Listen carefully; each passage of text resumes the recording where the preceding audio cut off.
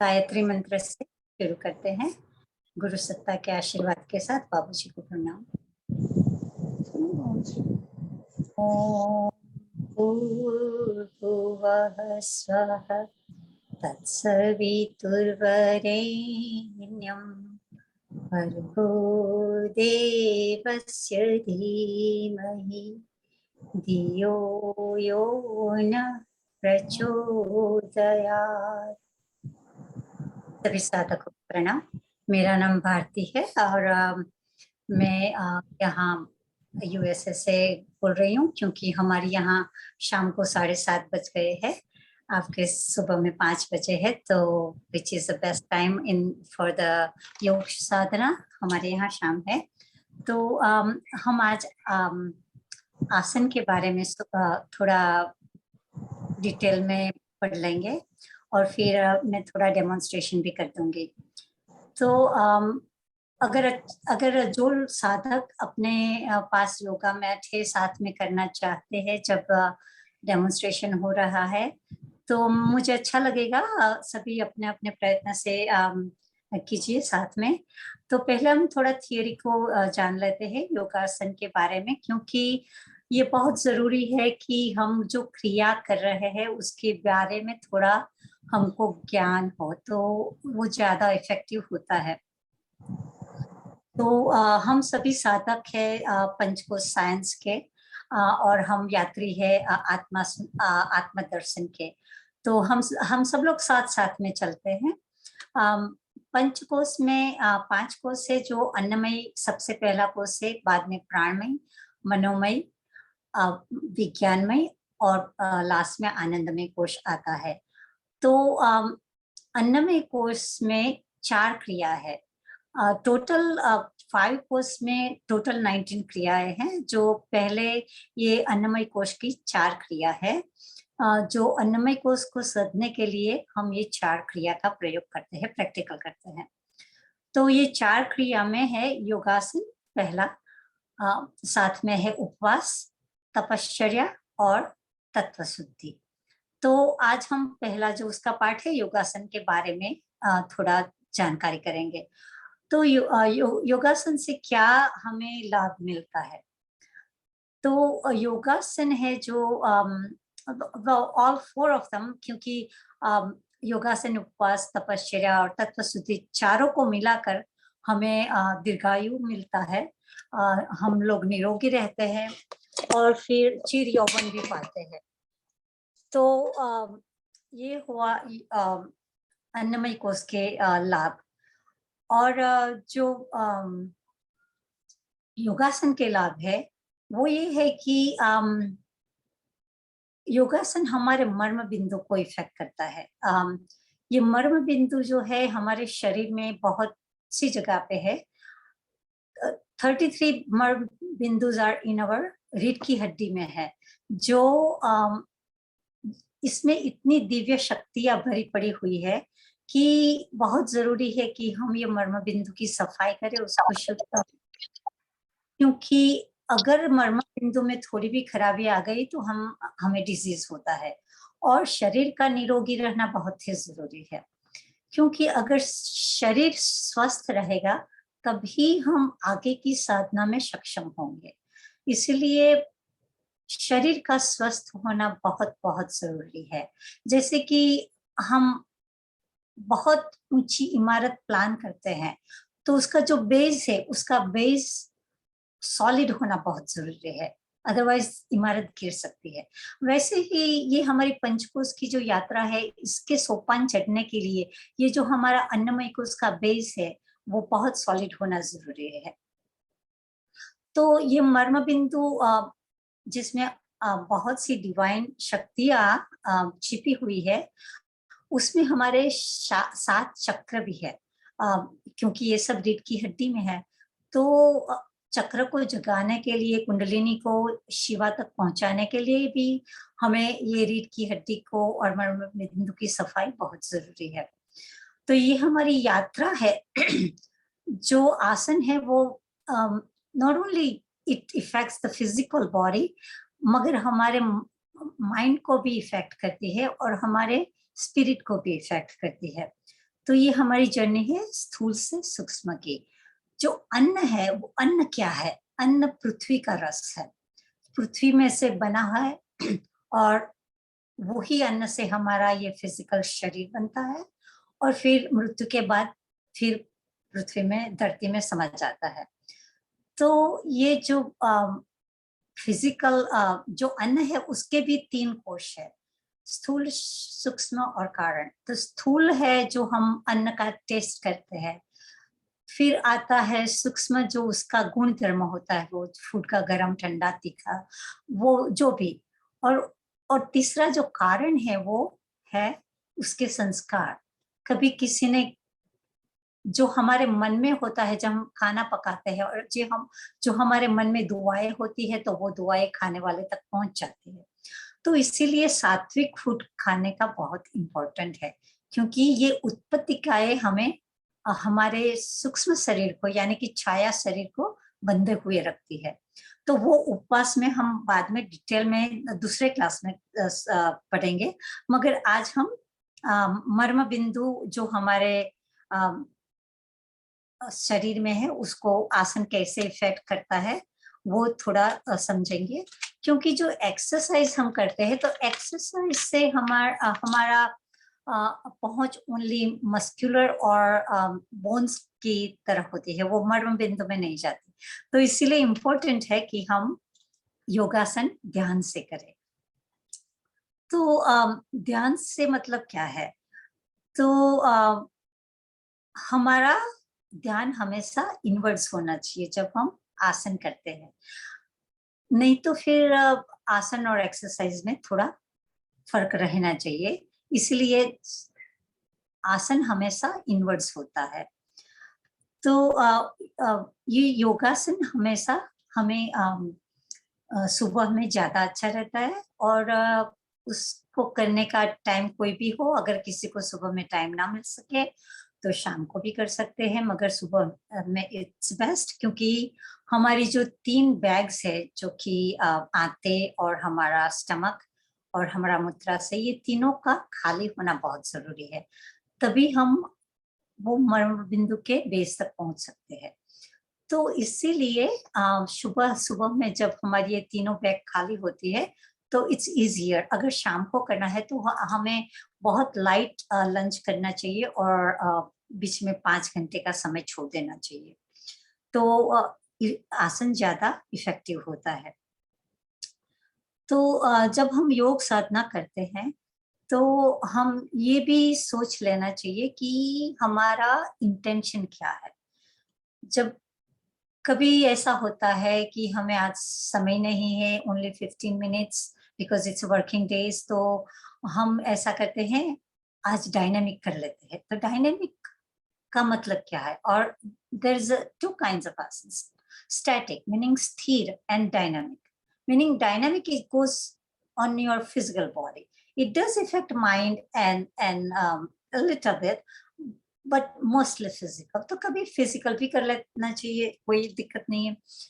तो जब समय नहीं है तो डायनेमिक कर लो, मगर अभ्यास हमेशा करना चाहिए, डेली, कॉन्स्टेंटली, क्योंकि अभ्यास से ही आदत बनती है और जब हमारी आदत हमारे संस्कार में आ जाती है तो फिर हमें अब कुछ करने की जरूरत नहीं, वो संस्कार बन जाता है। हमारा बॉडी मांगता है कि आज आसन करना है, तो इसीलिए अगर जल्दी है तो थोड़ी देर भी करना चाहिए। तो पतंजलि जी योग के योग सूत्र में क्या कहते हैं कि आसन क्या है? तो आसन के बारे में बताया है स्थिरम सुखम आसनम। जो कोई पोजीशन में हम लंबे समय तक सुखपूर्वक रह सके वो ही आसन है। आसन क्यों जरूरी है? For the purpose of meditation. तो इसीलिए हम, अगर हमारे कोई भी अंग में दर्द है तो हम लंबे समय तक नहीं बैठ सकेंगे। तो ये दर्द आने ही क्यों दें हम? इसीलिए डेली आसन जरूरी है, प्राणायाम भी जरूरी है, हर 5 कोष की साधना जरूरी है। इससे क्योंकि हमें मन, प्राण, बुद्धि सबका और सोल सभी का हमको टच करना है, तो थोड़ी देर तक भी हमें ये पांचों कोष को टच कर लेना चाहिए।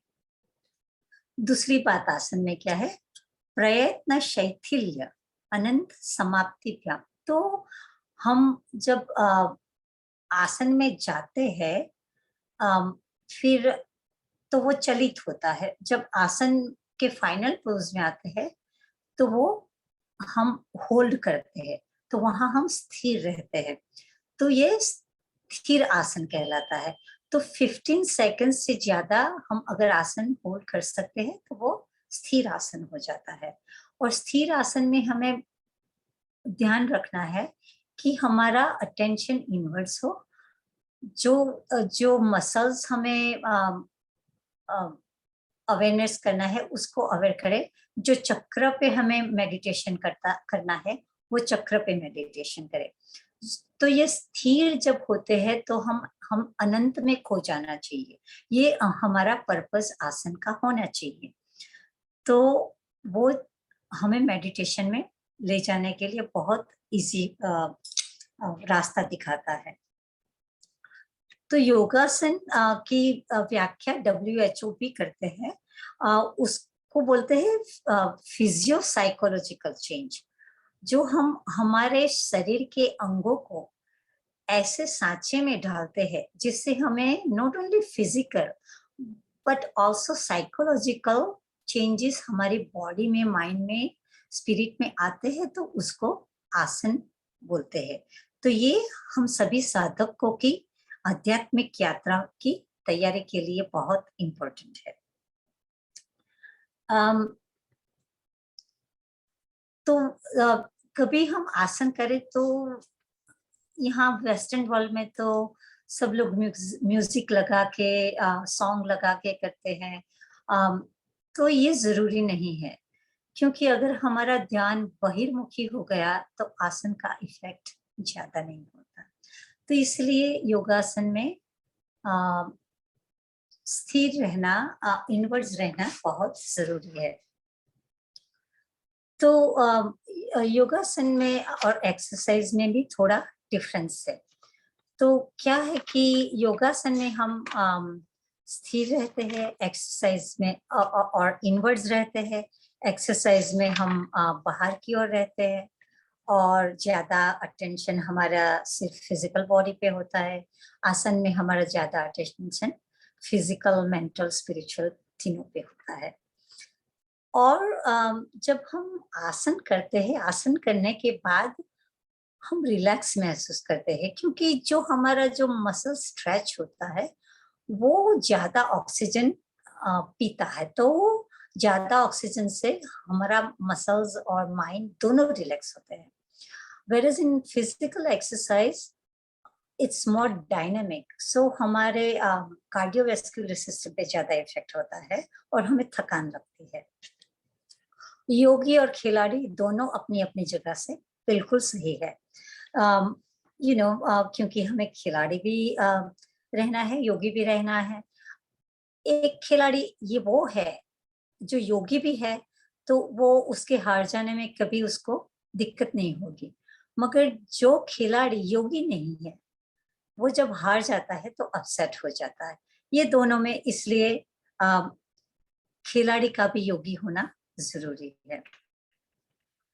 तो आसन के भी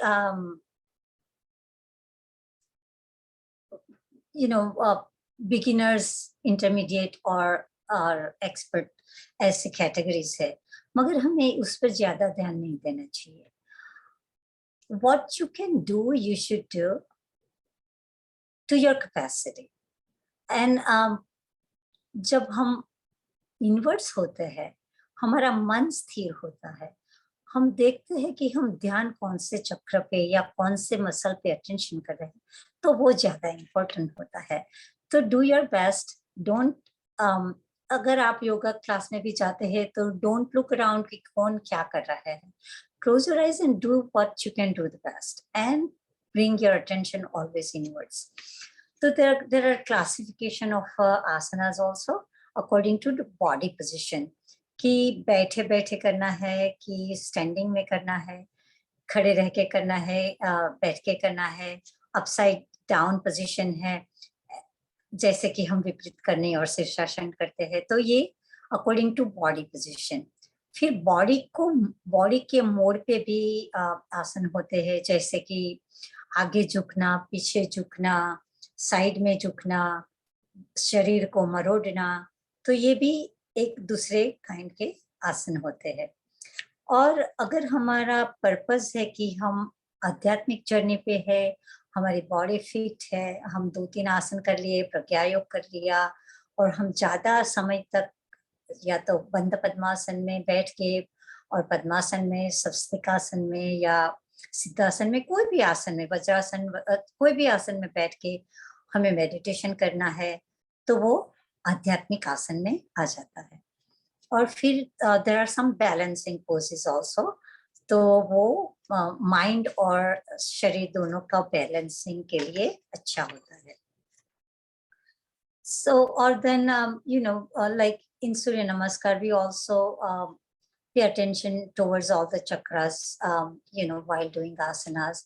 So all different kind of asanas, but the basic point is कि आपको inwards रहना है.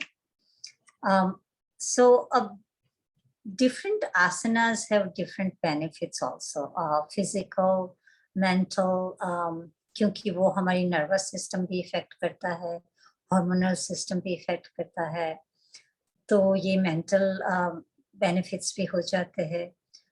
फॉर फिजिकल में तो ज़्यादा से ज़्यादा हमें डिफरेंट पार्ट्स ऑफ बॉडी का भी इफेक्ट करता है, हार्मोनल सिस्टम भी इफेक्ट करती है। तो ऐसे हम देखें तो शीर्षासन, विपरीत करनी, सर्वांगासन, ये जो है वो नर्वस सिस्टम को ज़्यादा इफेक्टिव है, क्योंकि जब हम अपसाइड डाउन होते हैं तो हमारा blood flow goes into our brain where our nervous system is located. So ये तीनों आसन हमारे लिए नर्वस सिस्टम को स्टिम्युलेट करने के लिए बहुत अच्छे हैं। फिर हम अगर भुजंगासन, सलवासन, धनुरासन, हलासन, ये सब आसन देखते हैं, इंक्लूडिंग ऑल्सो सर्वांगासन एंड विपरीत करनी एंड शीर्षासन। तो इसमें क्या होता है कि जो हमारी रीढ़ की हड्डी है, वर्टिब्रा कॉलम, उसको स्टिम्युलेशन मिलता है, तो ये जाके 7 चक्र को भी स्टिम्युलेट करती है, और फिर हमारी नर्वस सिस्टम उसी तरीके से स्टिम्युलेट हो जाती है। फिर हार्मोनल सिस्टम में अगर देखा जाए तो जब हम हेड स्टैंड करते हैं, शीर्षासन करते हैं, तो हमारी पिनियल और पिट्यूटरी ग्लैंड्स है और वो स्टिम्युलेट हो जाती है। जब हम सर्वांगासन करते हैं या विपरीत करनी करते हैं, तो हमारी थायराइड और पैराथायरॉइड ग्लैंड स्टिम्युलेट हो जाती है। जब हम योग मुद्रा करते हैं, तो हमारी जो ओवरीज है, एड्रिनल ग्लैंड्स वगैरह स्टिम्युलेट हो जाती है। तो ये सब हार्मोनल सिस्टम को ये सब आसन हार्मोनल सिस्टम को स्टिम्युलेट करते हैं। अब जब हम डाइजेस्टिव सिस्टम को स्टिम्युलेट करना चाहे, तो वो हमें भुजंगासन, सल्पासन, धनुरासन, मत्स्येन्द्रासन, अर्धमत्स्येन्द्रासन, वज्रासन, सुप्त वज्रासन, ये सब आसन हमें उन्हीं को स्टिम्युलेट कर, डाइजेस्टिव सिस्टम को स्टिम्युलेट करते हैं। फिर मयूरासन, सलभासन, ये जो आसन है, उसको करने से हमारी रेस्पिरेटरी सिस्टम ज़्यादा ऑक्सीजन लेती है, तो हमारा कार्बन डाइऑक्साइड रिमूव हो जाता है, तो ये टॉक्सिन निकाल देती है। फिर सुप्त वज्रासन, वज्रासन, भुजंगासन, सल्वासन, ये सब जो आसन है, धनुरासन, ये हमारे इंटेस्टाइन को ज़्यादा इफेक्टिव करता है, तो किडनीज को भी, तो वो हमारे मल और मूत्र का निष्कासन कर देती है। तो इस तरह हमारा शरीर की हर एक अंग में हम most of the system gets affected by all different kind of योगासन। तो अब देयर आर 84 मेन आसन। तो ये तो हम लोग को समय नहीं मिलता है करने के लिए। तो गुरुजी ने बहुत कृपा करके हमें 8 मेन आसन बता दिए हैं। 4 प्रभावी और 4 ज्यादा प्रभावी है। तो महाप्रभावी बोलते हैं। तो प्रभावी में जो आसन आते हैं वो है सर्वांगासन, फिर बंध पद्मासन, पाद हस्तासन एंड उत्करासन। महाप्रभावी में जो आता है वो है भुजंगासन, मयूरासन, धनुरासन और पश्चिमोत्तासन। तो इन सभी आसनों के लाभ मैं अभी आपको बता देती हूँ, और जब मैं डेमो करूंगी तो थोड़ा थोड़ा बता दूंगी कि कैसे करना है। आप सब पूरी तरह से वाकिफ है कैसे करना है, मुझे पता है, फिर भी हम थोड़ा रिवाइज कर लेंगे। तो सर्वांगासन में तो हमारी बॉडी का वेट कंधों पे आ जाता है और हमारा पैर ऊपर हो जाता है। तो ये क्या करता है कि it increases blood flow in the brain. Brain में ब्लड फ्लो ज्यादा जाता है, तो वो हमारी थायराइड और पैराथायराइड ग्लैंड को इफेक्ट करता है। तो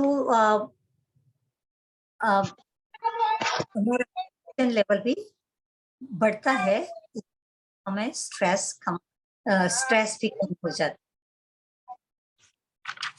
तो अब बंद पद्मासन में एक जंग पे रख देते हैं, तो और पीछे से हाथ करके बंद पद्मासन करते हैं। इसके क्या फायदे हैं कि ये हमारे हाथ और पैर दोनों का स्नायु बहुत मजबूत होता है, और ये नासाग्र दृष्टि रखने से कंसंट्रेशन भी बढ़ता है, और क्या होता है कि ये कुंडलिनी जगाने में भी थोड़ा हेल्प करता है, और इससे बहुत से रोगों से मुक्ति भी मिल जाती है। तो बंध पद्मासन बहुत अच्छा है, इसमें हम मेडिटेशन भी कर लेते हैं, तो बहुत अच्छा है।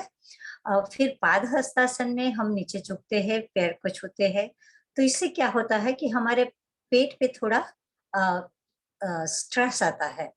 तो जो इंटरनल ऑर्गन्स है उस पे स्ट्रेस आता है, तो स्टमक का फैट कम होता है, और ऑल्सो मसल्स जो लेग्स में होते हैं वो उसकी स्ट्रेंथ बढ़ जाती है, और स्टमक पे थोड़ा प्रेशर आने से कॉन्स्टिपेशन भी हल्का होता है, तो कॉन्स्टिपेशन दूर करने में मदद हो जाती है। और ऑल्सो फ्लेक्सिबिलिटी के लिए भी पाद हस्तासन बहुत अच्छा है, ये भी कुंडलिनी जगाने में हेल्प करता है। और उत्कटासन बैलेंसिंग पोज है, तो बैलेंस भी बढ़ाता है, और also it gives a strength in our ankles और आवर हैंड्स एंड लेग्स। महाप्रभावी में भुजंगासन है, जो हम सर्पासन भी बोल सकते हैं। तो यहाँ क्या होता है, blood flow increases in our spinal cords also. So back pain के लिए भी सर्पासन, जो भी आसन हमारे बैक को कॉन्ट्रैक्ट करता है वो बैक पेन के लिए अच्छा रहता है। वो हमारे स्टमक की फैट को भी रिड्यूस करता है, और because we our chest is open, तो ये हमारी लंग्स की कैपेसिटी भी बढ़ा देता है, और it is also helping in Kundalini जागरण, and it also helps to reduce constipation. So Mayurasana है दूसरा महाप्रभावी। तो मयूरासन पिकअप पोज भी बोलते हैं, वो भी डाइजेशन पावर थोड़ा बढ़ा देता है, और कॉन्स्टिपेशन में भी हेल्प करता है। बैलेंसिंग पोज है, तो मन की भी संतुलन हो जाता है, फैट का भी कम हो जाता, स्टमक का फैट रिड्यूस होता है, और जो एब्डोमिनल मसल्स है, क्योंकि हम वहाँ पे प्रेशर करते हैं, तो वो एब्डोमिनल मसल्स को भी स्ट्रेंथनिंग करता है। फिर बाद में आता है धनुरासन। तो धनुरासन हमारे स्पाइनल कॉर्ड के लिए बहुत अच्छा है. Increases the strength of spinal cord, increases the respiratory power because हमारा chest open हो जाता है, also reduces the fat in the stomach and straightens, it also strengthens our arm muscles and leg muscles. तो ये भी बहुत अच्छा है. और लास्ट में है पश्चिमोत्तासन. तो पश्चिमोत्तासन में हम आगे झुकते हैं तो हमारा जो पैर के मसल्स है वो बहुत स्ट्रेंथ मिलता है उसको. स्पाइनल कॉर्ड की फ्लेक्सिबिलिटी बढ़ जाती है और सेंट्रल नर्वस सिस्टम की हेल्थ इससे अच्छी होती है. क्योंकि हम आगे झुकते हैं तो हमारा जो एब्डोमिनल है उस पर भी प्रेशर आता है, तो इसलिए डाइजेशन में भी हेल्प होती है और कॉन्स्टिपेशन कम होता है और स्टमक का फैट भी थोड़ा कम हो जाता है. और ये आसन भी कुंडलिनी जागरण में बहुत हेल्प करता है. तो ये थोड़ा हम आसन के बारे में हमने जान लिया, प्रभावी, महाप्रभावी. और प्रज्ञा योग में क्या है कि प्रज्ञा योग में 16 आसन है. तो 16 आसन में योग मुद्रा भी आ जाती है. और गुरु जी ने ये बहुत अच्छे से कवर किया है कि इसमें digestive system, nervous system, hormonal system, सभी सिस्टम को थोड़ी मसाज मिल जाती है. तो ताड़ासन में क्या होता है कि हमारा ब्लड सर्कुलेशन बढ़ जाता है, क्योंकि from the tip of the fingers to हमारे टो सारे शरीर को हम खींचते हैं ऊपर, तो हमारा एंकल्स एंड लेग्स का मसल भी मजबूत हो जाता है. पादहस्तासन के बेनिफिट्स आपको मैंने बता दिए हैं. वज्रासन में क्या होता है, हम खाने के बाद वज्रासन में बैठ सकते हैं कभी भी. तो यही एक आसन है जो खाने के बाद हम कर सकते हैं और वो डाइजेशन में हेल्प करता है. उससे हर्निया भी, जिसको प्रॉब्लम है हर्निया का, तो उसमें भी हेल्प हो जाती है. फिर आता है उष्ट्रासन. तो उष्ट्रासन में हमारा लंग्स की कैपेसिटी बढ़ जाती है, हार्ट ओपन अप हो जाता है. तो ये भी हमारे लिए बहुत अच्छा है. कॉन्स्टिपेशन को रिड्यूस करता है और बैक पेन को भी रिड्यूस करता है. फिर योग मुद्रा में वायु दोष दूर करता है, क्योंकि हम नीचे की ओर झुकते हैं और फिर हमारे हाथ ऊपर आते हैं, तो हाथ के मसल्स भी स्ट्रेथन हो जाती है और हमारी जठराग्नि प्रज्वलित हो जाती है. तो क्योंकि वो हम मसाज करता है हमारे इंटरनल ऑर्गन्स को, और जो हमारा एड्रिनल ग्लैंड है वो भी स्टिमुलेट हो जाता है. फिर अर्ध ताड़ासन के भी जो बेनिफिट्स है ताड़ासन के जैसे ही है. फिर हम देखते हैं शिशुआसन. तो ये एड्रिनल ग्लैंड को भी मसाज करता है और साइटिका का जिसको प्रॉब्लम है उसमें भी ये हेल्पफुल रहता है, उससे कॉन्स्टिपेशन भी कम होता है. फिर भुजंगासन है. तो भुजंगासन से भी फ्लेक्सिबिलिटी बढ़ जाती है. मेरुदंड की कॉन्ट्रैक्ट होने से heart and lungs opens up, तो हमें ऑक्सीजन ज्यादा मिलता है. वो हमने बता दिया है आपको भुजंगासन का बेनिफिट्स, तो ज्यादा डिटेल में नहीं कहती हूँ. फिर तिर्यक भुजंगासन में हम मुड़ते हैं दोनों ओर, तो हमारे नेक और आई मसल्स की ज्यादा इफेक्ट होती है. तो नेक में तो हमारे कितनी नर्व्स जाती है, तो इसलिए ये आसन बहुत इंपॉर्टेंट है, क्योंकि हमारे सभी नर्व को मसाजिंग मिल जाती है. और फिर आंख को तो हम सारा दिन देखते हैं मगर आंख की नर्व्स को बहुत स्टिमुलेट नहीं करते, तो इसलिए ये आसन तिर्यक का भुजंगासन बहुत इम्पोर्टेंट है. और फिर दूसरे आसन तो हमने बाद में तो शिशुआसन, अर्ध ताड़ासन, उष्ट्रासन, उत्कटासन और पादहस्तासन, ताड़ासन, सभी के बेनिफिट्स मैंने आपको बता दिए हैं. तो हम अब थोड़ा डेमोन्स्ट्रेशन कर लेते हैं. तो मैं थोड़ा मेरा कैमरा एडजस्ट कर लूं तो आप सब लोग देख पाए पूरी तरह से।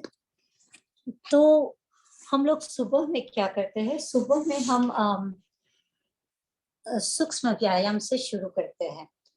तो सूक्ष्म व्यायाम क्या करता है कि हमारे जो जॉइंट्स में जो गैस सारे रात में जो जमा हुआ है वो निकल जाएगा। तो सभी साधकों से मेरी प्रार्थना है कि अगर आप मेरे साथ करना चाहे तो please I would appreciate it कि आप लोग मेरे को कंपनी दे। तो लेट्स स्टार्ट विद द सूक्ष्म व्यायाम। So point your toes as you inhale, सांस को भरिए अंदर और फिर पुश योर हील्स आउट और सांस को बाहर छोड़ दीजिए। In and out, in and out, in and out, in and. आप कुर्सी पे बैठे हैं तो कुर्सी पे बैठे बैठे कीजिए, मगर कीजिए जरूर। फिर घुमाइए बाएं से दाएं तक, सो अपने एंकल थोड़े वार्म अप हो जाए। और फिर ऑपोजिट डायरेक्शन में घुमाइए, तो दोनों साइड पे हो गया।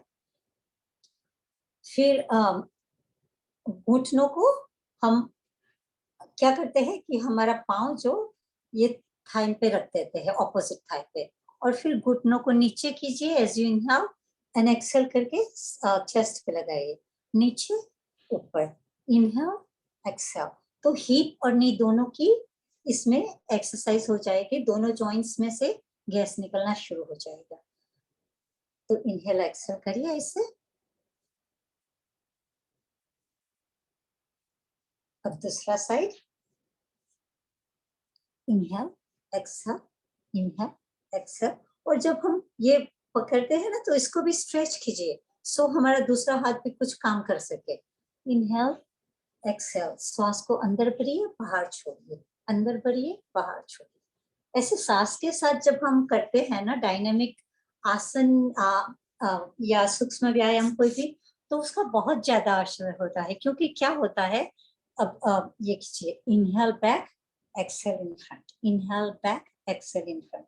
क्या होता है कि हमारा प्राण भी साथ में, फिजिकल बॉडी के साथ में प्राण भी चलता है। चलिए बात हम चले चितम पतंजलि ने बताया है ना। तो जब प्राण हमारा शरीर के साथ चलता है तो बहुत अच्छा उसका असर होता है, क्योंकि वो स्थूल से सूक्ष्म में ले जाता है। अब opposite direction, inhale and exhale in front, inhale back exhale front, पीछे घुमाए और इनहेल कीजिए। अब ऊपर, इनहेल ऊपर कीजिए, नीचे एक्सहेल कीजिए, inhale and exhale, inhale and exhale. And don't forget the fingers, because fingers are, we work all day with the fingers. So खोलिए इनहेल करके, और ये सारा आर्म टाइट करना, इनहेल एंड देन बंद मुट्ठी एक्सहेल। पेट भी अंदर जाना चाहिए, inhale exhale, inhale exhale, like that. So you have to know that your whole body is working, right, with your breath, inhale and exhale. अच्छा, अब हम नेक की एक्सरसाइज करते हैं। तो नीचे झुकिए, ये बहुत धीरे से करनी है, नीचे साइड में, inhale back side, and then when you come up in front you exhale, inhale back and exhale front. Other side in reverse, inhale back, exhale front, inhale back, exhale front. Then our eye exercise. So keep your head straight, only your eyeballs are moving. Look to the right corner of your eyes, then on top, left corner of your eyes, down, right, hold it there. Feel the stress in your eye muscles. Up, left, down, come in the center. Now we go opposite. So we are starting from left, up, right, down, left, up, right, and down. तो अब हम खड़े होके थोड़ा stretch करेंगे, फिर हम प्रत्यायोग करेंगे. So open up your legs, inhale up, feel your legs and feel your arms एकदम tight होना चाहिए. Then bend your left foot 90 degrees and go down so your thigh is parallel to the ground. Look towards the middle finger. Hold. यहाँ जब hold करते हैं तब हमारा attention एक पॉइंट पे होना चाहिए. Come back, other side. Turn right foot to the right. Knee parallel. Knee bent, right knee bent. Thigh parallel to the ground. Arms to the shoulder level. And look towards middle finger. You can breathe normally while you are in a final position. And come back. Now inhale up. Exhale down into Trikonasana. And look up.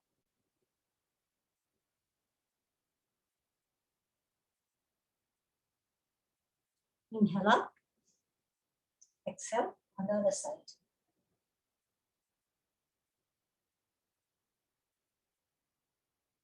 Come back in the center. Now we usually do the jumping jacks just to warm up. So बहुत time नहीं है तो हम थोड़े कम करेंगे. Let's just do 10.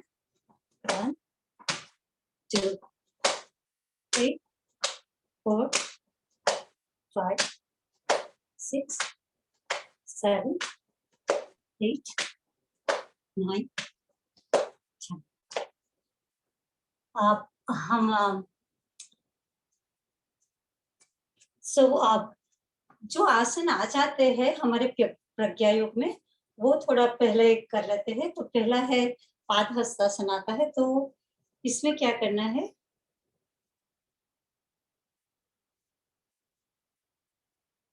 Inhale up. And then when you exhale, bend from here. Don't bend your back. ये straight होना चाहिए. Spine has to be straight. So inhale up and then you bend, move your chest forward and exhale down. ऐसे. और आपके knee should not be bent. तो ये हुआ padahastasana. And then Utkatasana या तो chair pose. तो इनहेल करते हैं. तो 2-3 तरीके के उत्कटासन है. एक तो हमारे प्रज्ञा योग में भी आ जाता है और ये इसको हम चेयर पोज जो बोलते हैं. तो inhale up and then exhale down into chair pose. Your thigh is parallel to the ground. Hold it here.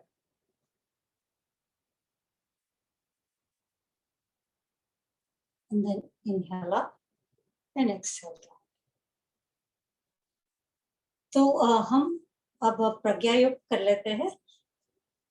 So I'm sure you can see me. So what we will do two kind. We will do one dynamic and one स्थिर. पहले हम स्थिर करते हैं. तो what I do is whenever I am holding the pose, मैं एक बार गायत्री मंत्र अपने आप में मन में बोल लेती हूँ. तो क्या होता है, इस मेरे को टाइमिंग होता है कि बस ये टाइम सभी आसनों को एक सरखा मिलता है. तो let's start with प्रज्ञा योग. Inhale up. Om Bhur. Tadasana.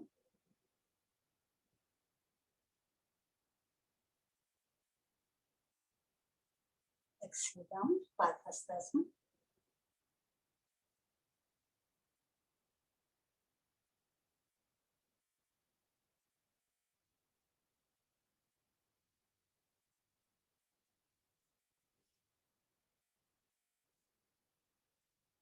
Vajrasana. You can breathe normally here. Om Swaha.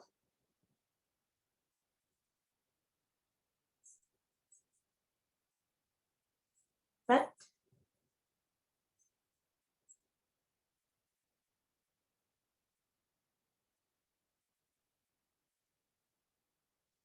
Savitur, Yog Mudra.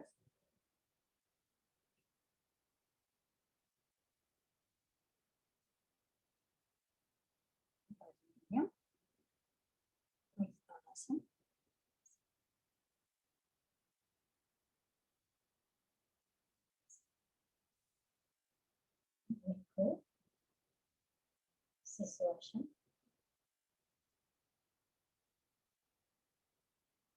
You can breathe normally here. It's a relaxing pose. Bhujangasana.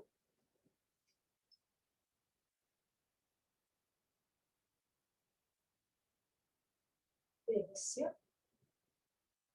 Teri Bhujangasana. Devahi. Feet together.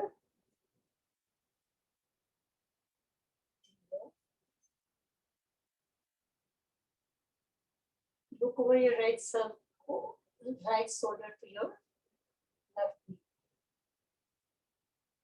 Yonaha.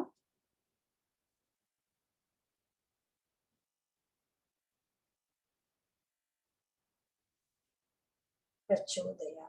Ardharasana.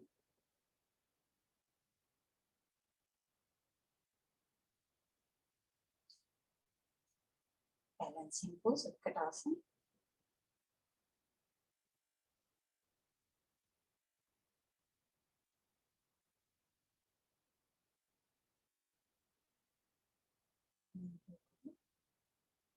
Practice that.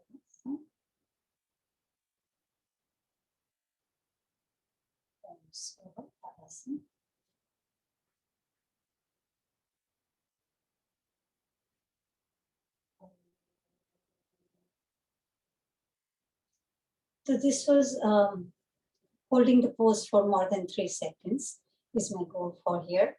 And then when we do dynamic, we'll just do inhale, exhale. So quickly, when you are in rush, you can do that. Swaha. Tat. Savitur. Varenyam. Bhargo. Devasya. Dhimahi. Dhiyo. Yom.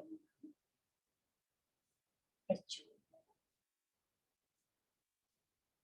Om Bhur. Om Bhur. Swaha. So that is our Pragya Yoga. Now we'll do some asana that we haven't covered. So first is Sarvangasana, then we will go into Halasana.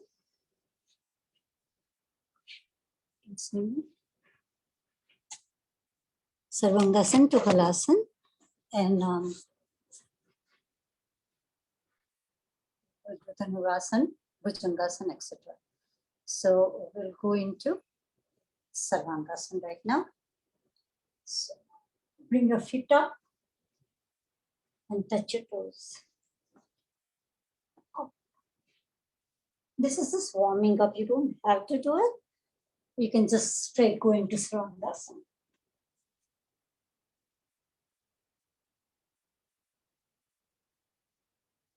Your weight is on your shoulders, feet straight, knees not bent, toes pointed.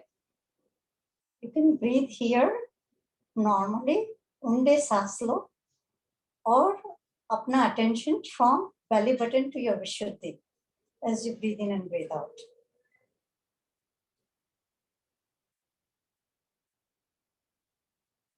And then you can go into Halasana.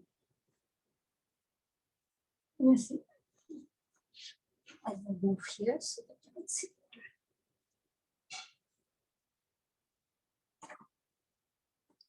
In Halasana, your arms are down, feet straight.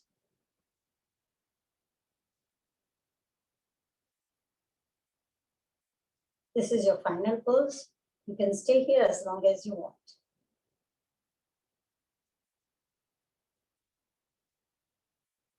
And then gently come down, one vertebra at a time.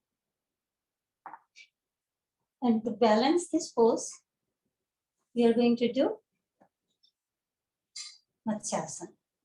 So you can keep either leg either straight, or you can do a Padmasana and then put your weight on your hips and top of your head. This is this balancing pose for the Haryasana.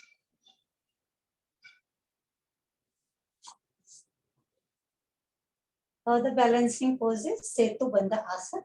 So you just either you can hold your ankles or make a fist and lift up.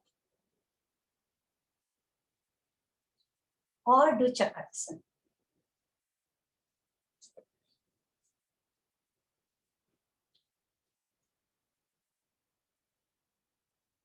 Whatever you prefer or whatever you can do, you should do.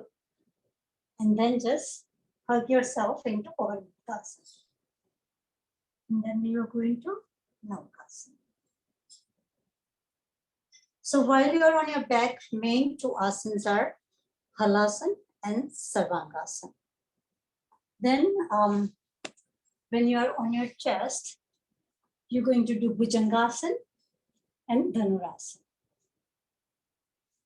So Dhanurasana has different variation. So you can go all the way up like that, or hold your hands in the back and inhale up one vertebra at a time. Exhale down. And then Salvasana. So in Salvasana, you lift your legs from here, from your hips. So I usually make a fist and put it underneath my thigh muscles. This helps me a little bit. And you can breathe normally here and hold the pose as long as you want. Then there is a Dhanurasana. So you hold your ankles and you lift up. As you inhale, hold. Exhale down. Again, inhale up. Exhale down. So, and then just relax your back a little bit with Marjorie pose. Inhale and exhale. Inhale and exhale. Then when we are here, we will do Mayurasana. So in this, you turn your palms so that your fingers are facing towards your body. Then you're going to put each elbow on each side of the navel and lift up your body so that your body is parallel to the ground. So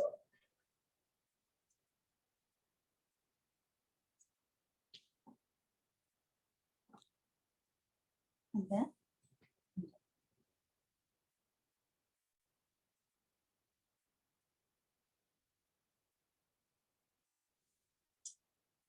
so that's Mayurasana.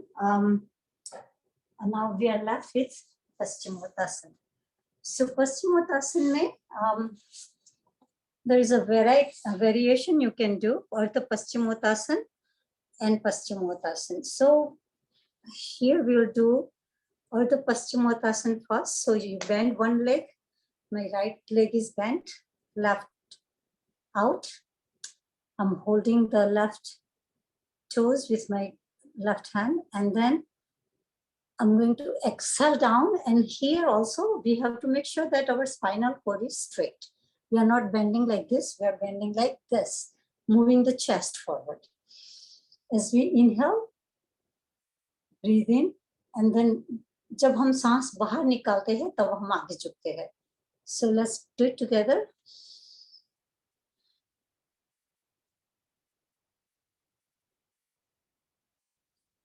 जितना हो सके उतना करो. इतने यहाँ भी रहो तो भी ठीक है. अगर आगे झुकना है तो आगे झुकिए, मगर जितना आपके कंफर्ट लेवल में है उतना ही करना चाहिए। अब दूसरी साइड पे करते हैं। सो इनहेल करके फिर exhale.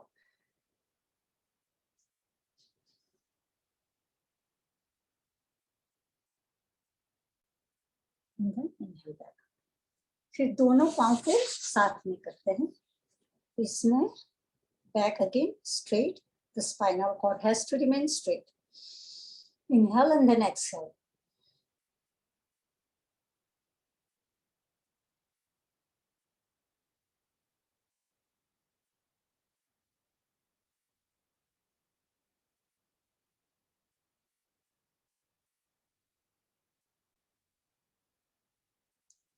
Inhale back up. So when you're in final position, you can breathe continuously so that you can stay longer. जब हमने ये कर लिया आगे झुकने का तो थोड़ा पीछे भी झुक लेते हैं. You always have to balance our body by doing both asanas. If we stretch, we have to contract. So now अभी 5 मिनट बाकी है तो हम महावेद का आसन कर लेते हैं. तो उसमें क्या है कि ये जो हमारा राउंड है ना उसके ऊपर हमें बैठना है. सो वी डोंट टच अवर मूलाधार. उसके ऊपर बैठ के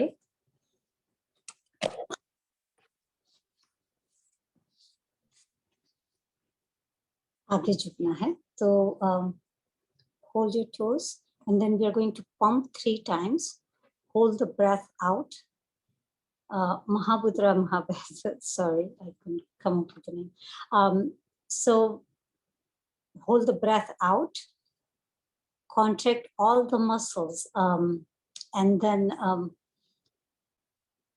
when you have to breathe in, you come up, breathe in, hold the breath in again and bend forward so that your oxygen that you have in spreads through your body. And then when you have to exhale, exhale from the left. So let's try together.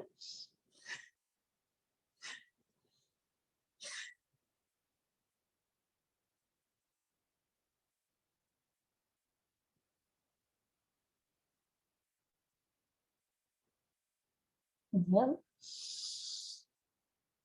Hold the breath in.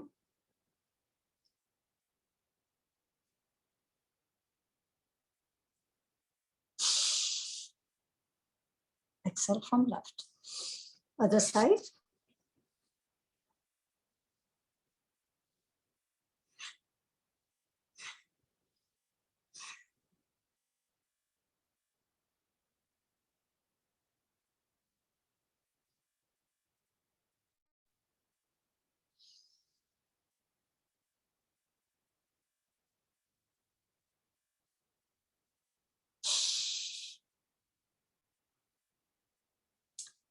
तो ये हो गया दोनों पैर का अलग अलग. Now we will do both feet together. Here after exhaling, we will also do Nauli Kriya. So let's do it together.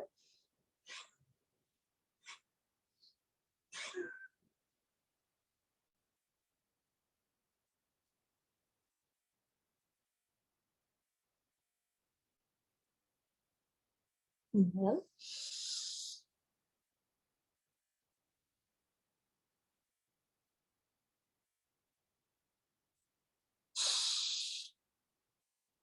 Exhale. तो बाबूजी बताते हैं कि ये आसन करने से कोई भी तरह का रोग हमारे अंदर नहीं आता और हम हमेशा हेल्दी रहेंगे. तो make sure you do this asana every day. Now I am going to just do last Sirsasana and then we can close. So Sirsasana में आप दीवार के साथ भी कर सकते हैं या बिना दीवार के भी कर सकते हैं, जैसी आपकी क्षमता है उसके अनुसार कीजिए. So I hold my hands together, put them down, and then clutch your fingers, put your head in there, and then gently lift up. पहले नजदीक आइए, फिर ऊपर.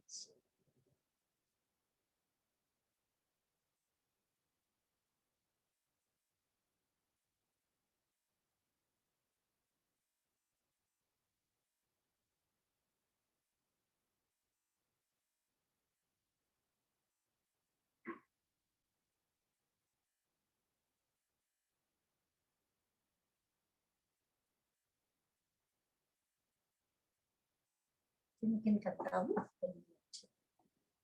तो ये शीर्षासन हो गया।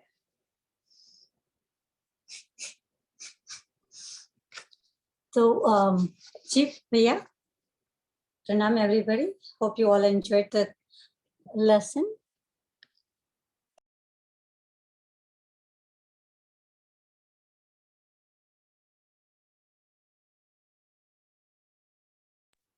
जी अमन भैया, बहुत बहुत धन्यवाद दीदी। Thank you for giving me opportunity भैया।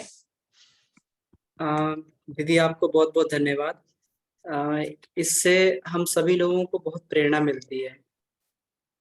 एक प्रेरणा तो ये है कि किसी भी उम्र में कोई भी अभ्यास परफेक्शन के साथ में किया जा सकता है, ये आपसे हम लोगों को सीखने को मिलता है। इतना बढ़िया अभ्यास है जिस तरह से कर रहे हैं, तो निश्चित ही ये आपकी एक बहुत बड़ी साधना है जिससे हम सभी को प्रेरणा मिलती है। दूसरा ये कि भारत से बाहर रहकर आप जो भारत की संस्कृति का और भारतीय विद्याओं का, योग का जो प्रचार प्रसार कर रहे हैं, ये सभी हमारे लिए ये भी हमारे लिए बहुत प्रेरणादायक है। तो इसी प्रकार से हम लोगों को आगे भी आपका मार्गदर्शन मिलता रहेगा। आगे भी जो है आपका इसी प्रकार से ये सानिध्य हमें हम लोगों को मिलता रहेगा। इसके लिए दीदी बहुत बहुत धन्यवाद, आपने इतना बहुमूल्य समय दिया। हाँ, मैं एक बात कहना चाहूंगी कि जी। Just to encourage other people कि उनको ऐसा ना हो कि अभी तो उम्र हो गई है तो क्या करें, क्योंकि मैंने योगा स्टार्ट किया आफ्टर 50, अभी आई एम 66, तो it is never too late. तो हमेशा अगर आपके दिल में है तो आ जाएगा, हो जाएगा, मगर दिल में होना चाहिए। तो मेरे को पता है कि मुझसे ज्यादा बहुत अच्छे टीचर्स हैं हमारे क्लास में, मगर the reason I was given chance was कि दूसरों को प्रेरणा मिल सके। तो मैं अपने को सौभाग्यवती मानती हूँ कि आपने मुझे ये अवसर दिया। थैंक यू भैया। ये हमारे लिए भी सौभाग्य दीदी। और इससे जब हमारी विविधता रहती है तो इससे एक ये मिलता है कि हर उम्र, हर वर्ग का व्यक्ति जो है साधना को कर सकता है। क्योंकि जो इसमें गुरुदेव ने ये लिखा हुआ है कि ये साधना बच्चों के लिए भी है, युवाओं के लिए भी है, नारियों के लिए भी है, वृद्धों के लिए भी है, सबके लिए ये साधना जो है सुलभ है। तो ये सब जो है हम लोगों को जब ये जो बात जो कही गई है, तो जब आप लोग ये इसमें क्लास लेते हैं तो बिल्कुल प्रूव्ड हो जाता है कि हर वर्ग का व्यक्ति साधना को बड़ी सहजता के साथ में कर सकता है। तो इसलिए बहुत बिल्कुल। बहुत धन्यवाद। जी दीदी। और आपका ये भी है कि आसन ही नहीं, बाकी क्रिया योग पर भी, चाहे वो आनंदमय कोश तक हो, अभी पिछले सेमेस्टर में आपने आनंदमय कोश की क्लास भी ली थी। हर एक क्रिया योग में उच्च से उच्च जिसे कोश कहते हैं, उसमें भी आपका बहुत अच्छी अनुभव है, बहुत अच्छी पकड़ है और आप बहुत सिंसियरली हर एक चीजों को आप उसमें करते हैं। तो इसके लिए आपको दीदी बहुत बहुत आभार। अब इसमें हम लोग क्वेश्चन आंसर सेशन में आते हैं। जिनके जो भी प्रश्न हो उसके लिए दीदी हमारे बीच में है, बाबूजी भी बीच में है। मेरा बाबूजी से भी निवेदन है कि बाबूजी आप आएं और आपका भी आशीर्वाद हमें मिले, और क्वेश्चन आंसर जरूर जो है सब लोग अपने जो भी इससे संबंधित है, आसन से संबंधित, प्राणायाम से, एपीएमबी से संबंधित है, वो क्वेश्चंस को हम लोग पूछ सकते हैं। जी।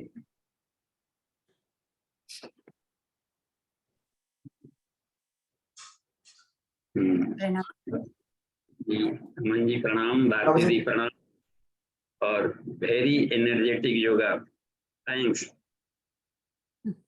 और देखिए, इसको कहते हैं अमन जी और सारे पार्टिसिपेंट्स को प्रणाम कि पंचकोश साधना के रोल मॉडल अपने को बनाना होगा, तभी ही अन्य लोग को प्रेरणा मिलती है।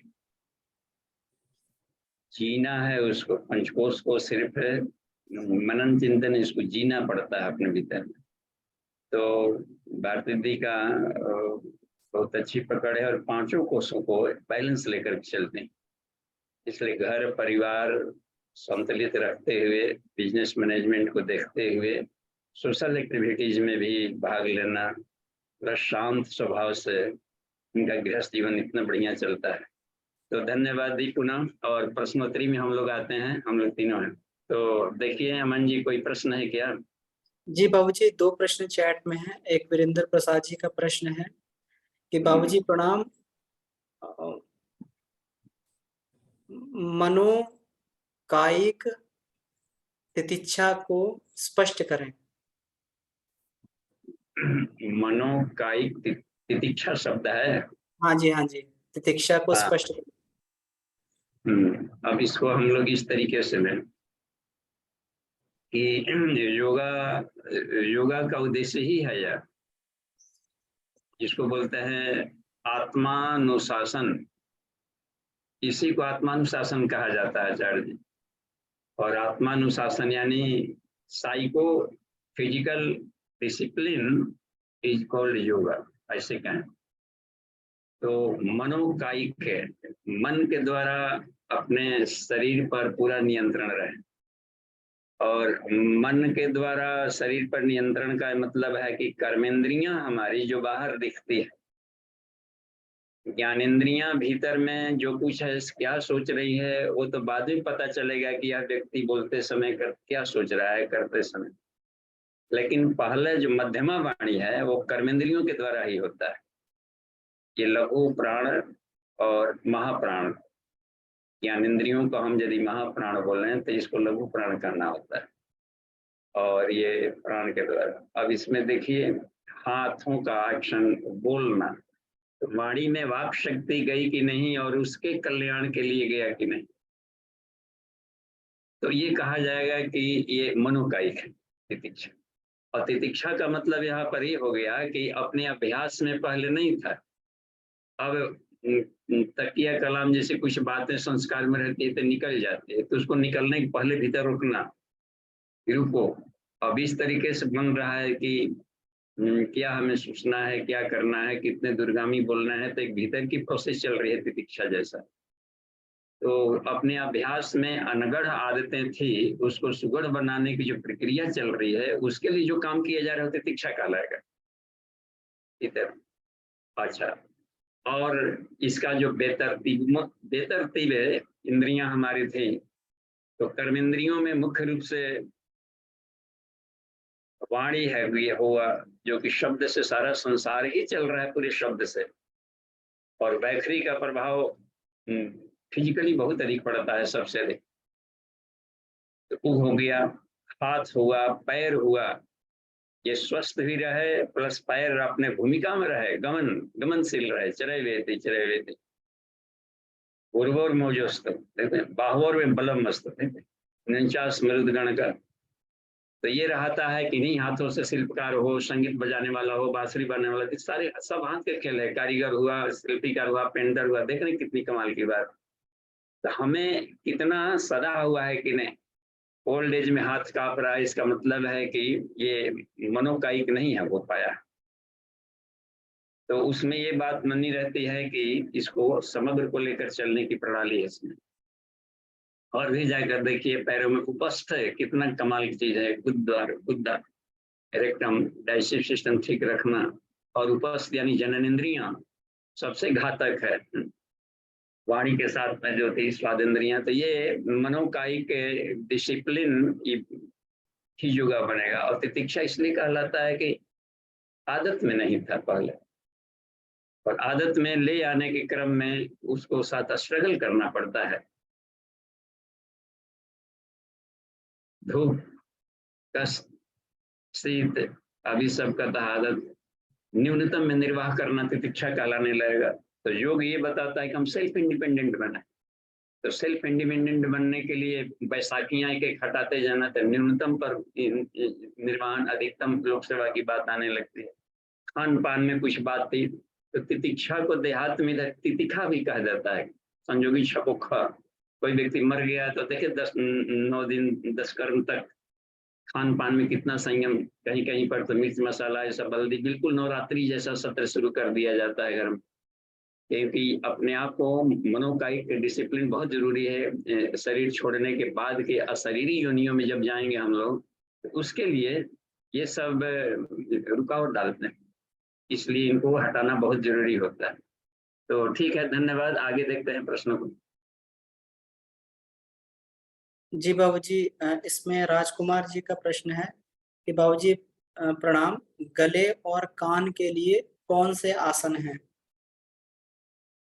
जी देखा जाए इसमें राजकुमार जी, गले के लिए यदि गले में स्पॉन्डिलाइटिस हो गया है तो रोग की स्थिति में दूसरे वैरायटी का किया जाता है, और जब रोग नहीं है तो प्रिवेंटिव किया जाता है। दो तरह के योगा के प्रैक्टिकल्स होता है, एक होता है प्रिवेंटिव, एक होता है क्यूरेटिव।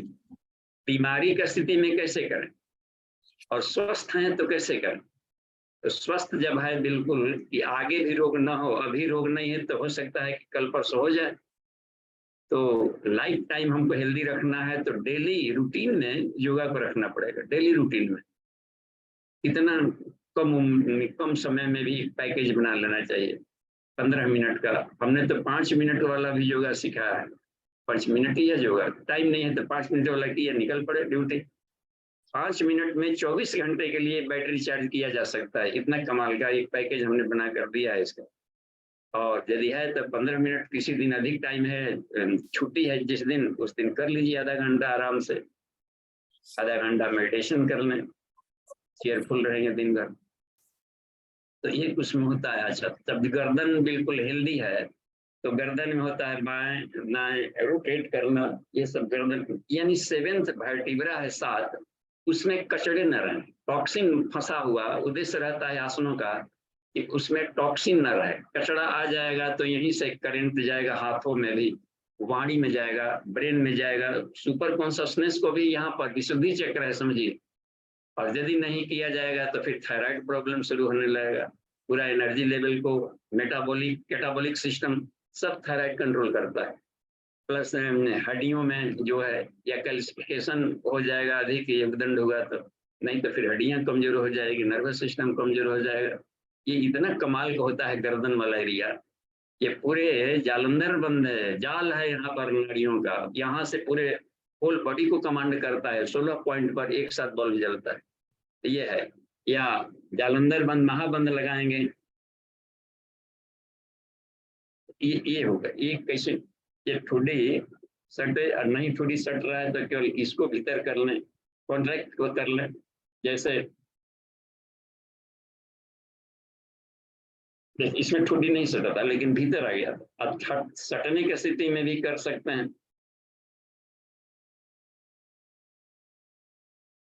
तो महाबंद ने तो यहाँ पर जालंधर बंद लगा सकते हैं, रोटेट कर सकते हैं बाएं दाएं, किसी तरीके से यहाँ को ये रखा जाए एकदम फ्रेश, तो मूड फ्रेश रहेगा। और यदि स्पॉन्डिलाइटिस हो गया है तो कॉलर पहने हुए हैं उस समय स्ट्रेट रखना ही उसका आसन है। स्ट्रेट रहे तो क्या करेगा, तो हीलिंग कर देगा। स्ट्रेट रखेंगे, प्राण का फ्लो चलेगा तो मेडिटेशनल होगा। फिर वहां पर विशुद्धि चक्र पर सूर्य का ध्यान करें और वहां से निकलने वाली किरणें यहाँ से वो पूरा थायराइड पैराथायराइड को उसको बैलेंस कर रही है, ऊर्जा है। प्लस मध्यमा, बैखरी, पश्यंती, परावाणियां यहीं से कंट्रोल होती है। तो वो समष्टि मन में बदल रहा है, समष्टि चित्त में बदल रहा है, ये भी सोचना होता है कुंडलिनी जागरण के लिए। तो ये तरीके हैं। रोग की स्थिति में मूवमेंट नहीं रखा जाता है, और जो स्वस्थ हैं तो पूरा उसको करें एक्सरसाइज। जी अमन जी धन्यवाद। आगे देखिए, हैंड रेज है कहीं? जी बाबूजी, भी हैंड रेज नहीं है। हैंड रेज कर सकते हैं जो लोग प्रश्न पूछना चाहते हैं, और चैट में भी पोस्ट कर सकते हैं। ये प्रश्नोत्तरी सेशन है और खुल करके प्रश्न किया जाए। हाँ ठीक है। From Aman to everyone. प्रणाम बाबूजी। देखिए तो क्या है लिखा हुआ, गायब हो गया स्क्रीन से। इसमें बाबूजी ये किन का प्रश्न है? इसमें ये आया है कि बद्ध पद्मासन में किसमें अधिक लाभ मिलता है, आज्ञा चक्र पर ध्यान या नासिका के अग्रभाग पर ध्यान करने पर? देखिए, ये बद्ध पद्मासन में शुरुआत में हमने बद्ध पद्मासन को सिद्ध किया था। अब नट बोल्ट लग गए तो उसको छोड़ दिए, क्योंकि काफी इसमें ये हो गया, शरीर पैरों में भी काफी अधिक नट बोल्ट लगे हैं। तो लेकिन शुरू में हम आधा घंटा प्रतिदिन बद्ध पद्मासन में रहते थे। तो शुरुआत के दौर में हमने काफी एक आसनों को, तो जो आसन को सिद्ध किए थे तो उसमें एक ये भी था बद्ध पद्मासन में। तो इसमें यदि नासिकाग्र पर त्राटक करें तो सबसे अधिक फायदा होता है। नासिकाग्र पर त्राटक अमन जी किया जाए बद्ध पद्मासन में तो सबसे अधिक फायदा होगा। माइग्रेन खत्म हो जाएगा यदि 5 मिनट तक आ गई स्थिति। और बिल्कुल तो शुरू में करेंगे नासिकाग्र पर त्राटक, कुछ देर, कुछ एक सेकेंड से शुरू करें। जहाँ अधिक होने लगेगा तो यहाँ पर सर दर्द होने लगेगा तो आंख बंद कर लें। जहाँ भी लगे कि अब तनाव हो रहा है तो बंद कर ले। और आज्ञा चक्र में फुल मून यानी कि शीतल चंद्रमा का ध्यान करें तो उसको ठीक कर देगा। फिर ब्रेन वाला सिस्टम में गर्मी और जो तनाव था वो खत्म हो जाएगा। और बहुत ही मेडिसिनल होता है, पूरी किरणें चंद्रमा से निकलने वाली। तो उस रूप में यहाँ पर ध्यान कर लिया जाए। ये बढ़ते बढ़ते 10 सेकेंड, फिर 1 मिनट होने लगे, 2 मिनट फिर होने लगेगा और आंख में न पानी आएगा न कुछ, और बिल्कुल और माइंड कूल रहने लगे। जिस दिन 5 मिनट हो जाएगा, 5 मिनट होने लगे और माइंड बिल्कुल कूल रहे, कोई तनाव नहीं आया, तो समझिए कि सिद्ध हो गया। और लाइफ टाइम माइग्रेन नहीं होगा। गजब गजब है ये सब, बहुत दूर तक कमाल करता है। तो अब पहले हमारा सर दर्द हुआ करता था जब वो गुरुदेव से नहीं जुड़े थे तो, और काफी उन दिनों, और कहीं युवावस्था में ही बाल नोचना पड़ता था, इतना टेंशन तनाव स्टडी वगैरह में। अब धीरे धीरे वो गायब हो करके अब ऐसा हुआ कि कोई सालों भर इतना कूल, कोई छू देता है तो लगता है कि डिस्टर्ब हो गया। यहाँ तक कि भ्रामरी प्राणायाम भी नहीं एक्सेप्ट करता है, कोई वाइब्रेशन नहीं, इतना कूल। तो ये लाभ मिल सकता है योगिक क्रियाओं का। जी जी बाबूजी धन्यवाद। मंजू सिंह जी हैं, हाँ जी, आप अपने आप को अनम्यूट कर लीजिए। प्रणाम बाबूजी। जी प्रणाम। बाबूजी हमें ये पूछना है कि हाई बीपी में कौन सा प्राणायाम करना चाहिए और कौन सा नहीं करना चाहिए? जी, हाई बीपी में आप अनुलोम विलोम कर सकते हैं, क्योंकि हमें आध्यात्मिक विकास भी करनी है। या प्राणाकर्षण प्राणायाम बिल्कुल सहज भाव से किया जाए। यदि अनुलोम विलोम कर सकते हैं तो भी दिक्कत नहीं है। और प्राणाकर्षण किया जाए तो वो तो बहुत चमत्कारी है। सारे प्राणायामों का राजा है प्राणाकर्षण प्राणायाम। तो कूलनेस खींचा जाता है हाई बीपी में। तो कूलनेस के लिए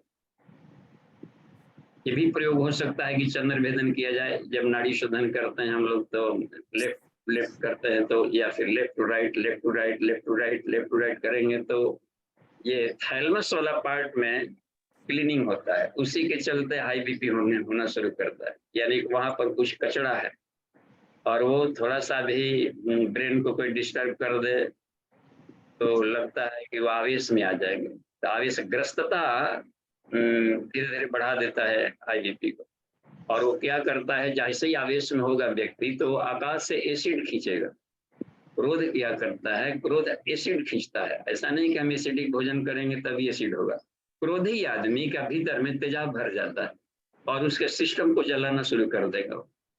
और उसका ये हार्ट से निकलने वाले एरोटा है, आर्टरीज है, उसकी नलियां सॉफ्ट थी, वो तेजाब उसको हार्ड बना देगा। अब हार्ड बना देगा तो अब हार्ट को पहले हल्का सा प्रेशर करता था, लहर बना के ले जाता था। अब सारा मेहनत हार्ट को करना पड़ेगा, काफी प्रेशर देकर के पंप करेगा, तो इसी को हाई ब्लड प्रेशर कहेंगे। तो अब देखिए कितनी कमाल की बात है। तो साग सब्जी को अधिक ध्यान दिया जाए और एक कूल माइंड, हंसमुख स्वभाव को बनाया जाए। कोई गलती करे तो इस पर फिसलाया नहीं जाए, दार भाव से सोचा जाए। ठीक है, धन्यवाद। धन्यवाद पिताजी। प्रणाम पिताजी। और जी बाबूजी प्रणाम। हाँ बाबूजी जी ये प्रणाम जी। महाबंध जो है क्या डेली तो मतलब एक ही बार ना करना है बाबूजी? जैसे दोनों पैर से अलग फिर दोनों पैर से, मतलब एक बार ही ना? महाबंध तो बैठे बैठे किया जाता है सीधे। वो तो अलग है कि महामुद्रा में हम लोग उसको जोड़ दिए हैं। वो जोड़ दिया गया है कुछ अधिक बेनिफिट लेने के लिए। हाँ तो महामुद्रा उसको एक प्लस बार ही ना करना महाबंध है बाबूजी? नहीं, वो अपनी क्षमता के अनुसार देखें, 10 राउंड 10 राउंड 20 राउंड अपने अपने को देखा जाता है कि हमारा हम अपने बॉडी सिस्टम कितना में मांग करता है। जब तक अच्छा लग रहा है, गुड फील हो रहा है, एनर्जेटिक फील हो रहा है, माइंड फ्रेश हो रहा है, तो एक से अधिक राउंड कर सकते हैं। प्राणाकर्षण में ब्रीद आउट किए तो महाबंध लगा, फिर ब्रीदिंग किए फिर महाबंध लगा। ब्रीद आउट और ब्रीदिंग दोनों में हम कुंभक की स्थिति में महाबंध लगा है। तो 10 राउंड कर सकते हैं। 10 राउंड में एकदम फर्स्ट क्लास का आ जाएगा, मजा आ जाएगा। दिन भर के लिए लगेगा कि फेफड़ा स्वस्थ हो गया, एनर्जेटिक आ गया। तो अपने को देखते हुए जी जी थैंक यू बाबूजी प्रणाम। जी बाबूजी, इसमें चैट में प्रश्न है मिक्की जी का। बाबूजी प्रणाम, साइनस के लिए कौन सा प्राणायाम किया जाए? साइनस में बहुत चमत्कारी होगा Surya Bhedan pranayama, right to left every time. दाहिने नाक से इनहेलिंग किया जाए, सांस प्राण को, श्वास शब्द हल्का पड़ता है, श्वास नहीं, प्राण खींचा जाए सूर्य भगवान से और उसको कुंडलिनी तक ले जाए, हीट करें। तो वहां पर हीटिंग प्रोसेस सबसे अधिक है नीचे कुंडलिनी एरिया में। वो एनर्जी वाला पॉइंट है सब नीचे वाला एरिया। नाभि तक कम से कम तो जरूर जाए वहां। तो नाभि से लेकर के मूलाधार तक तीनों वहां पर बहुत ही अधिक अग्नि वाला सब एरिया है। तो वहां पर और हीटेड हो जाएगा। और फिर जब छोड़े तो लेफ्ट से निकालें और हर बार यही प्रोसेस हो। तो ये सोचना होता है कि जो साइनस था तो पूरे होल बॉडी को अब वो अब अपना बाहर निकल रहा है, गल गल करके उसके कफ भी निकलेगा इससे और धीरे धीरे सारे नाड़ियों में। तो साइनस हीट खोजता है, वो हीटिंग प्रोसेस करता है सूर्य भेदन प्राणायाम। जी हमको बहुत साइनस था, बहुत हद से ज्यादा, बहुत क्रोनिक बीमारी था साइनस का में, और वो 28 बरस तक चल गया था। उसको जड़ से हमने हटाया। फिर भी खान पान में थोड़ा ध्यान देना होता है कि ठंडा तासीर वाला चीजों से बचाव रखें, कभी भी हम बचाव रखते हैं। जी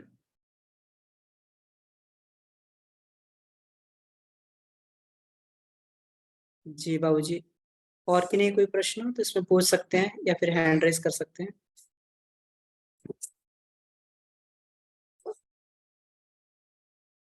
चलिए, अभी है समय 10 मिनट का है समय।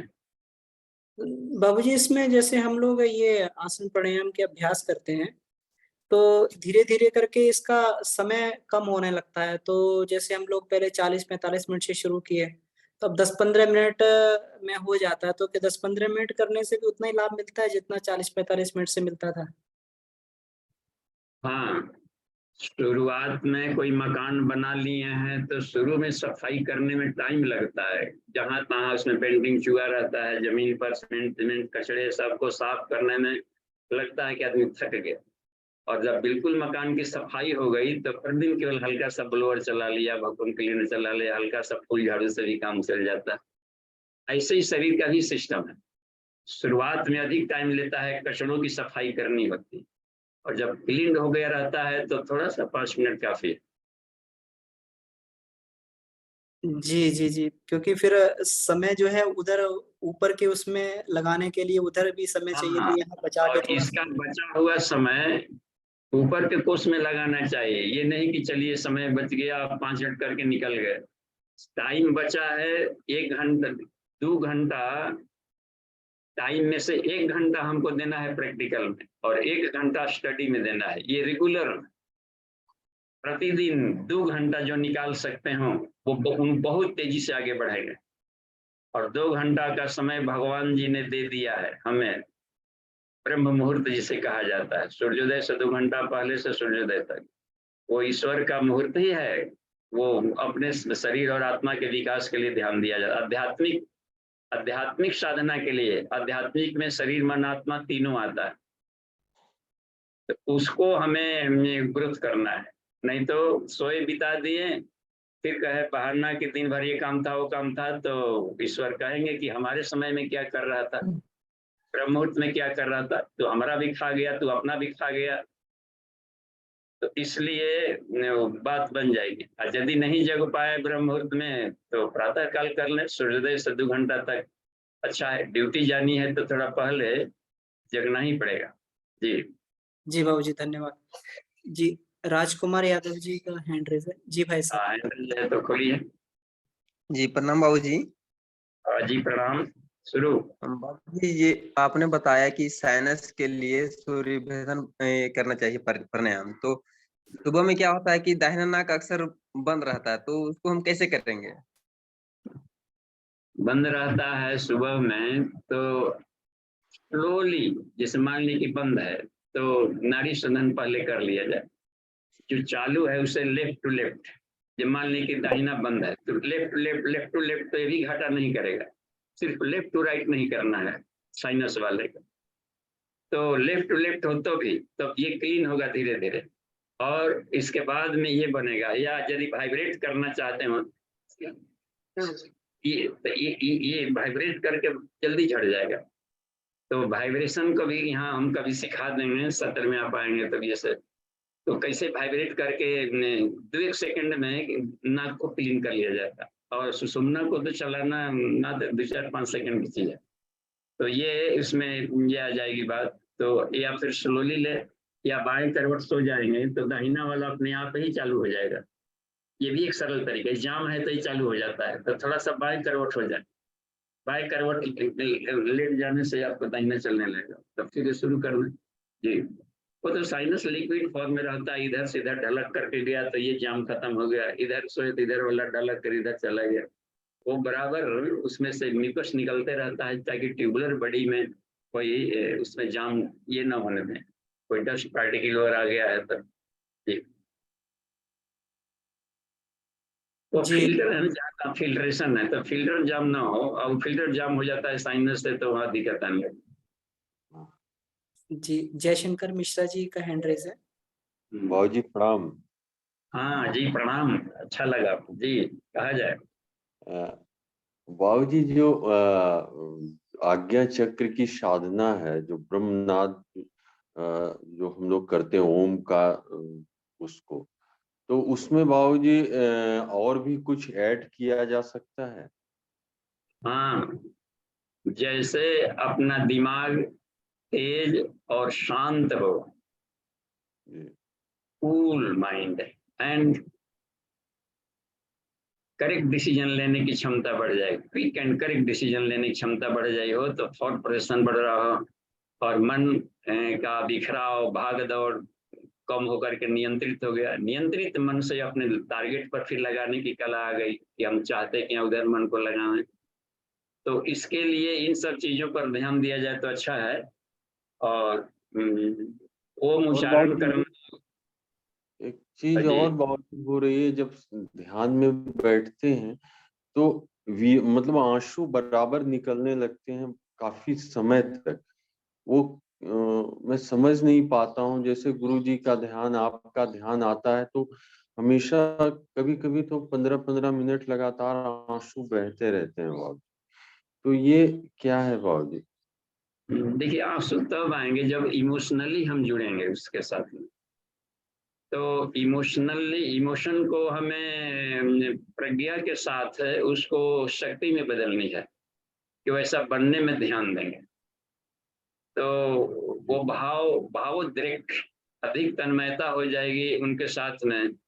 और तो ये भाव संवेदना यदि भावुकतम बन जाए तो आंसू बन करके आने लगते हैं। तो वहां पर भाव संवेदना को हमें ध्यान देना है कि हमें गुरु जी का खूब काम करना है, बाहर करेंगे तो उसको प्रज्ञा के द्वारा उसको हम नियंत्रण किया जाए, भावनाओं को दिशा दिया जाए। तो वो आंसू क्या होगा कि वो इसमें रचनात्मक कामों की रूपरेखा बनाने में, प्लान करने में उधर जाने लगेगा आंसू कि नहीं, हम गुरुदेव के बच्चे हैं तो गुरु जी का एक रोल मॉडल बनना है हमें। और ये जो व्हील पावर बन रहा है संकल्प में, तो हमारी आंसू अब संकल्प के रूप में लेने लगे वो।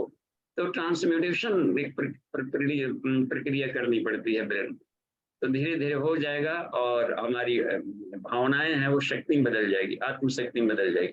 जी जी बाबा जी, बहुत बहुत धन्यवाद बाबा जी, प्रणाम बाबा जी। धन्यवाद।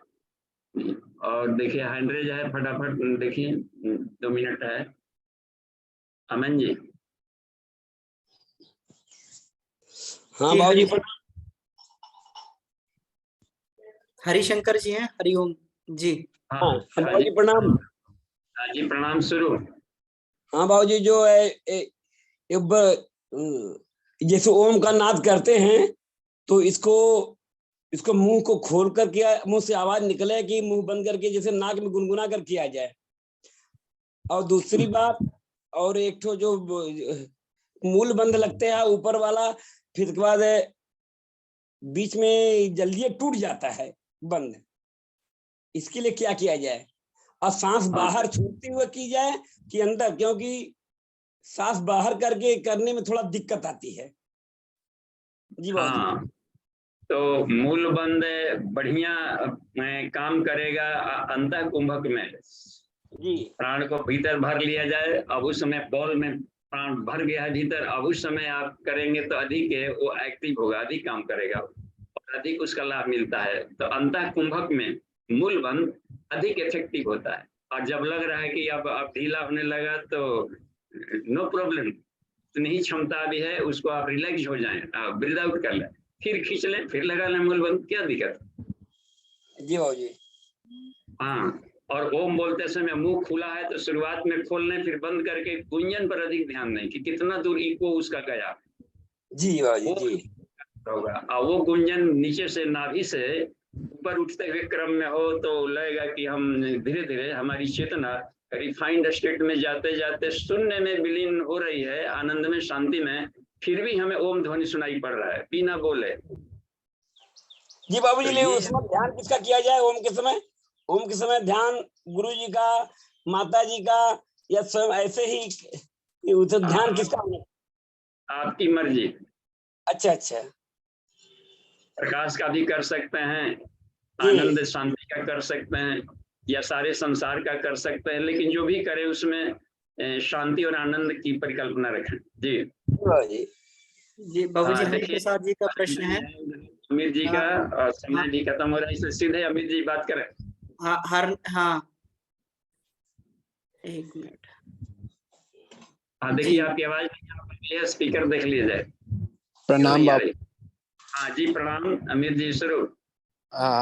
ये हमारी योगा क्लास में एक अंकल आते हैं 85 प्लस के हैं, तो मेरा ये क्वेश्चन था कि जैसे उनको अगर आसन पे लेट के करते हैं तो 3 लोगों को पकड़ के उनको उठाना पड़ता है, तो कोई ऐसा सरल आसन, क्योंकि अभी हम क्या करते हैं कि चेयर पे उनको बैठा के करा रहे हैं, फर्स्ट क्लास में उनको कराया था तो बहुत दिक्कत होती कि उनको उठाने में, तो उसका कुछ उपाय बताइए।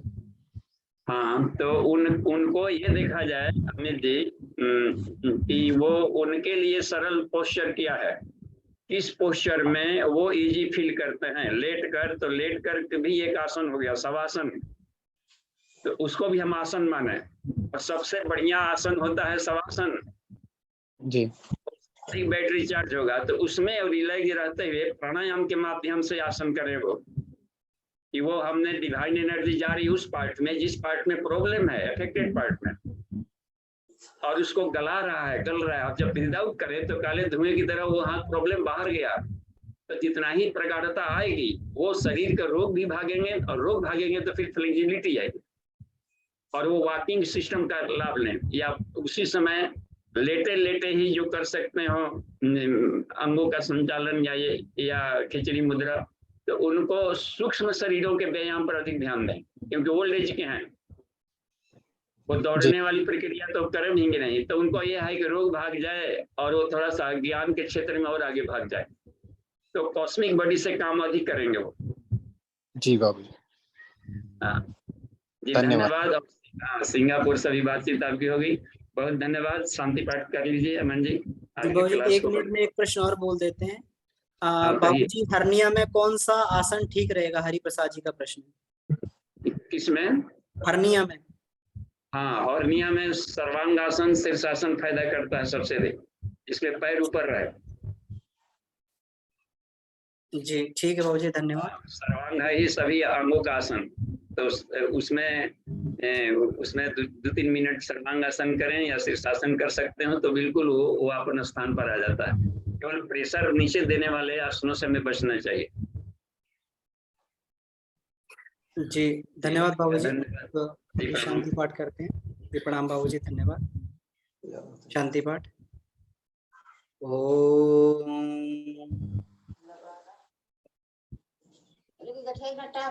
शांति शांति शांति। समाप्त। सभी को प्रणाम। अंदर नीचे गया तो हमको बता दिया यहाँ गया नहीं नीचे।